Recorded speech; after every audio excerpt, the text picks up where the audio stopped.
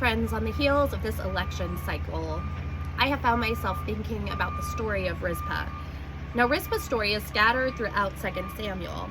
However, she's most notable for tending to her son's body after he is unjustly executed by the government after Saul, the king of Israel's death.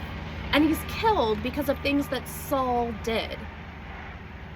And so when she tends to his body, she tends to it for so long that King David, Saul's successor, notices. And he eventually gives these bodies a proper burial.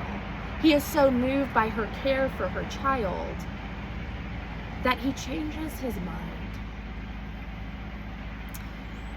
And so it leaves me thinking about how Rizpah is a woman who fiercely loves and cares for her family.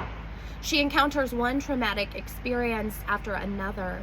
She endures the pain of loss, anger, and grief over and over again, and she does so silently. We never get to hear Rizpah's heart or story in her own words because the author of 2 Samuel never actually offers her a voice.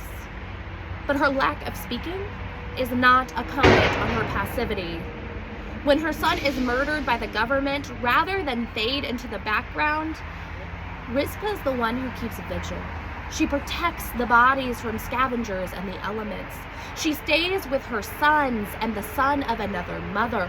Rizpah ensures that they are not forgotten, that their names, their personhoods, their innocence is remembered.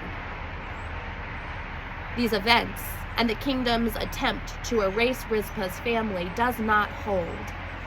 And it does not hold because of Rizpah's fervent vigil out of love and care. Much like those in the ancient world, we too are part of systems that seek to erase people from our country's narrative. From mass incarceration of Black and brown bodies to the callous government responses to immigration. We see this as hundreds of Indigenous women and girls and Two-Spirit people go missing every year or are murdered, and there are not proper investigations or closure to these stories. We also see it in Baltimore City, where we have one of the lowest home ownership rates in the country. We too are part of systems that leave people like Rizpah. We leave them out tearing sackcloths and screaming the names of their children to be remembered.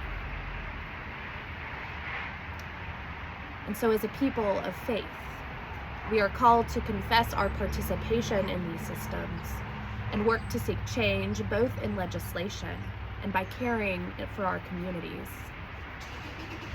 So beloveds, with vulnerability and honesty, let us come before God in prayer, acknowledging the things that we have done and the things we have left undone, the ways in which we have upheld systems of violence and oppression, and the ways that some of us have been oppressed and violated by these systems.